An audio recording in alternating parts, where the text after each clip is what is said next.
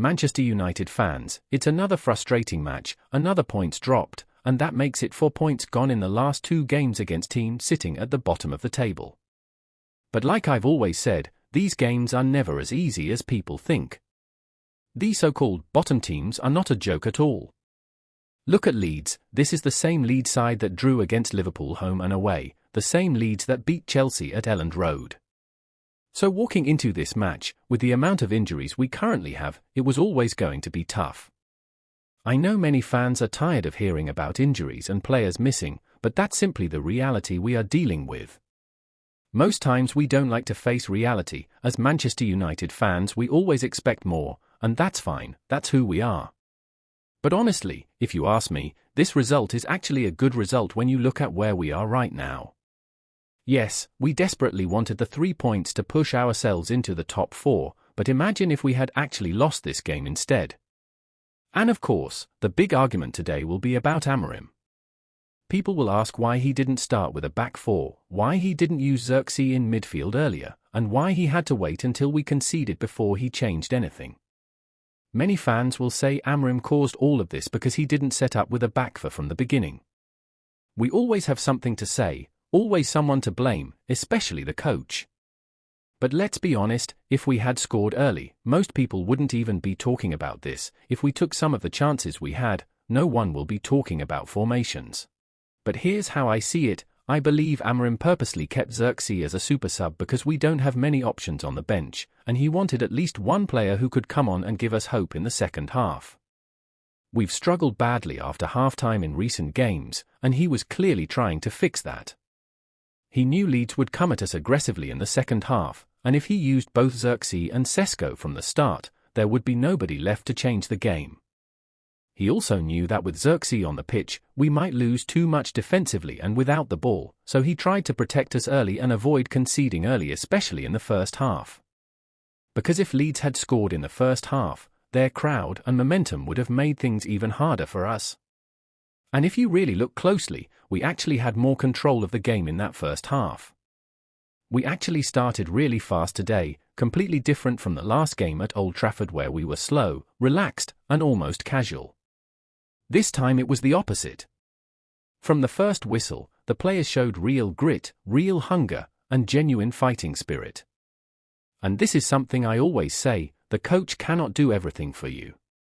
No matter what formation you are playing, no matter the tactics, if the players themselves don't turn up, don't fight, don't run, and don't show that intensity, then nothing is going to work. But today, we started on the front foot. We were aggressive, we pressed, and we were moving the ball with purpose. Leeds found it very difficult to run through our midfield.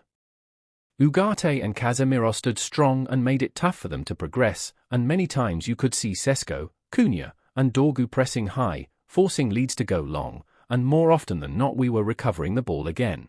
But even with all that, you could clearly see that Leeds had prepared something different.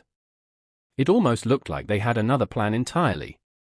They kept some important players on the bench because they already know that we tend to struggle badly in the second half.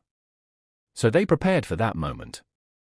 They waited, they saved energy, and they wanted to bring on fresh legs when we might already be tired, because it has been obvious that even when we start well and even when we score in the first half, the second half is usually where we drop off. And that was exactly what they were planning for. We played with a lot of long balls today, and honestly that was expected.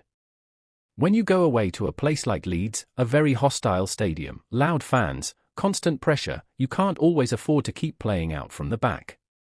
With the way Leeds press, trying to build slowly can easily get you punished. So it made sense that we didn't try to overplay. Instead, we went long, especially towards Cesco, and that decision really helped us. He won most of those first balls in the air, and that allowed us to fight for and win the second balls. Ugarte and Casemiro did a fantastic job stepping up in those moments, winning loose balls and turning them into possession for us. A lot of our control in the game actually came from either balls we recovered in midfield, or second balls we picked up after going long from the goalkeeper into Cesco. Today, Cesco was a massive part of our entire plan. He was so important to everything we did. He helped us keep possession because he was constantly winning those long balls, he linked play really well, and he was always available as an option when we needed to move the ball forward. Even though he might not always score, you can see the effort, the running, the pressing, the hold-up play, and today all of that was crucial. He really needs to start scoring goals. He has been very terrible in front of goal, but apart from that he does every other thing really well. He was winning first balls, giving us chances to settle, and helping us progress the ball up the pitch. It was a very strong performance from him, and without that kind of contribution, our entire approach today simply wouldn't have worked. We actually managed to hold some really good possession in the first half and even in the entire game, which is something people may not realize. Even though we were away from home, we had moments where we controlled the ball more than Leeds. The players moved the ball quicker, there was more urgency, more pace, and that helped us stay in the game. That energy prevented Leeds from getting that early goal, because if they had scored early, especially at home, it would have been a big problem. The crowd would have exploded, the noise would have gone up, and everything would have shifted against us. So the fact that we stayed focused, kept possession at key moments, and avoided conceding in the first half was very important for us. We also tried to create multiple goal-scoring chances ourselves, but it was difficult to get that final passes, especially in the first half.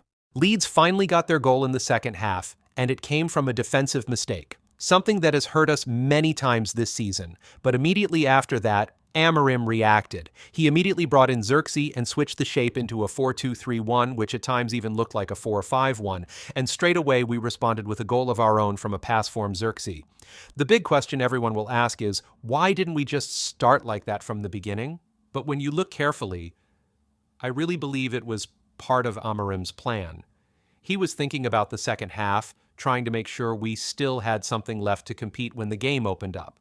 People are quick to criticize the coach, saying he should have used this setup earlier, but many forget how poor our second halves have been. We fade, we get tired, and sometimes it feels like we struggle to last the full 90 minutes. On top of that, we barely have options on the bench. So for me, this looked like a strategy. Hold the game first, then bring Zirkzee later, switch to a back four, and add another attacking presence in midfield when Leeds start to push.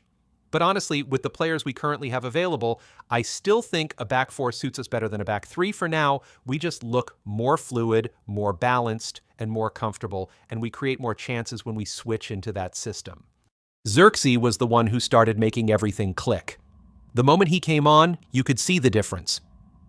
Suddenly the team had someone linking the midfield to the attack, someone who could hold the ball, protect it, and then pick out those accurate passes at the right time. He kept dropping deep like he naturally loves to do, exactly like I mentioned in the pre-match video, and it helped us so much. To be honest, this is the exact reason I actually wanted him to start the game in this setup. But at the same time, he showed again that he can be a really strong second-half player, someone who comes in and lifts the whole team. He looked like a proper squad player today, someone who understands his role and still makes a big impact. And this is why I keep saying we should not loan Zirkzee out.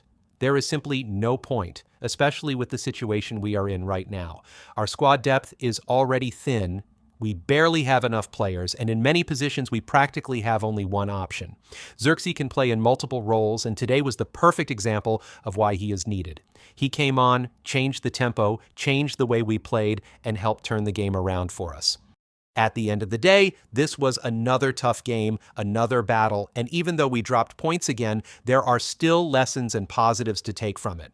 Manchester United fans, we just have to stay calm, stay realistic, and continue supporting the team through this period because it is not easy with the players we have missing. We all want more, we all want wins every single week, but football doesn't always work like that. Sometimes you fight, you struggle, and you just have to take what you can from the game and move on. What matters now is how we react, how we build from here, and whether the players keep showing that fight and mentality on the pitch. Because if they keep giving everything, if they keep working, the results will eventually follow. So let's keep pushing, keep supporting, and keep believing, because this season is still long and there is still so much football left to play.